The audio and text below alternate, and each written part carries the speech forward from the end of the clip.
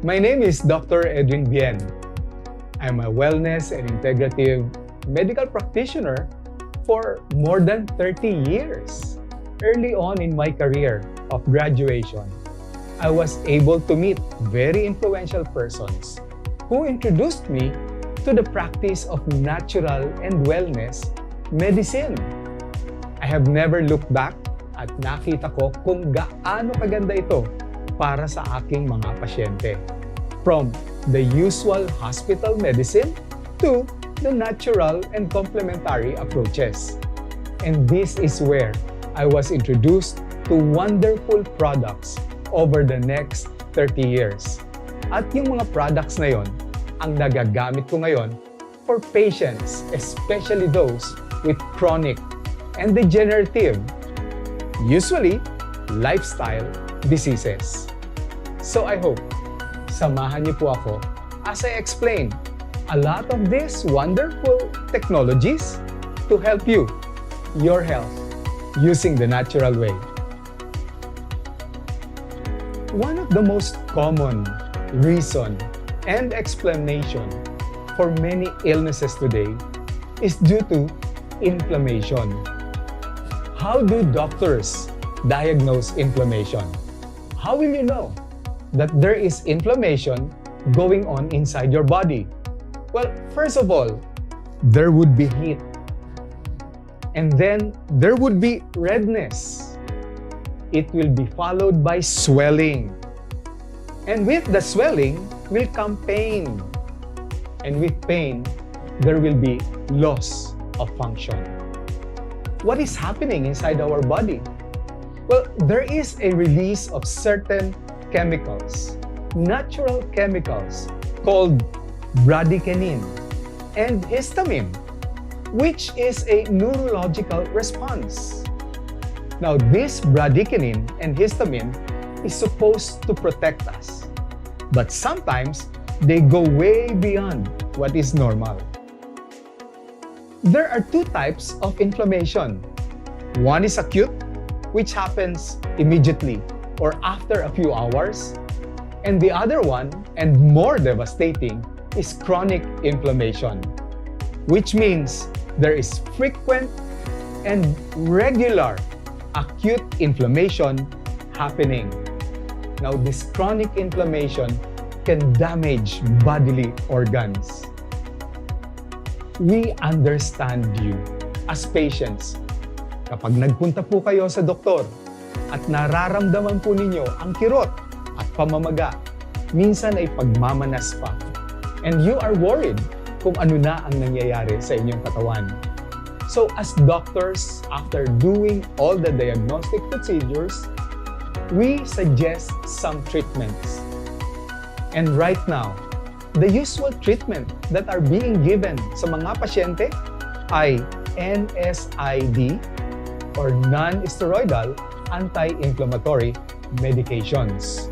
As a wellness medical practitioner, naghahanap po ako ng magagamit ko for patients with inflammation na kung maaari ay hindi nakarely sa purely treatment using drugs.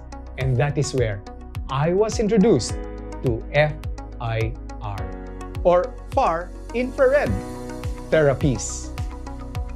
Na-discover po nila ito as a natural, non-invasive, affordable, and very accessible way of treating inflammation.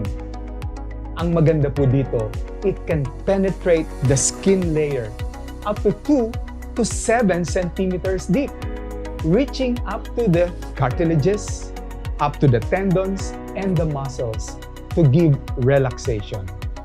But not only that, through the process of a wavelength that is about 700 to 1,000 nanometers, it can improve circulation. Paano nito ginagawa ito? First of all, by vasodilation. Lumuluwag ang mga ugat so that blood can flow. With the blood flowing, there is now more oxygenation. And of course, when oxygen reaches the organs, then tissue repair and regeneration can happen. The key word here is improved circulation. And how does this happen? Well, also, it prevents the clumping of the platelet or its aggregation. If you are one of those who suffer from ischemia or poor circulation, who suffers from thrombosis or a blocked circulation, or any sports injury, let me introduce you to a wonderful product called Green E Nano Technology.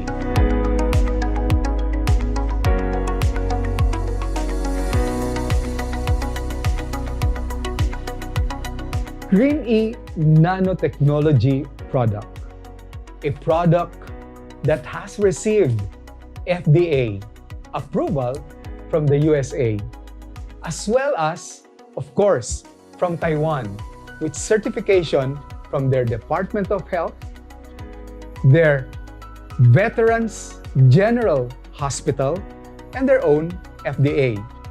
And now, here in the Philippines, was given approval for being a non-invasive and non-intrusive product. What does it contain?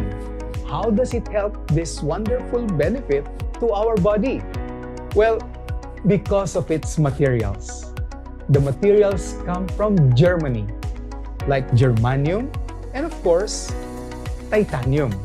And this is silicone-coated for your protection. It also has ISO certification. And in our body, it does wonderful healing effects. First of all, blood speed circulation is improved by 53%. Blood volume flow is improved by 43%.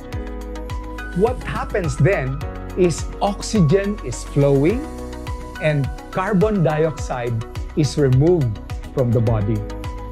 This will also help remove the acid, like lactic acid, and of course, the lymphatic wastes.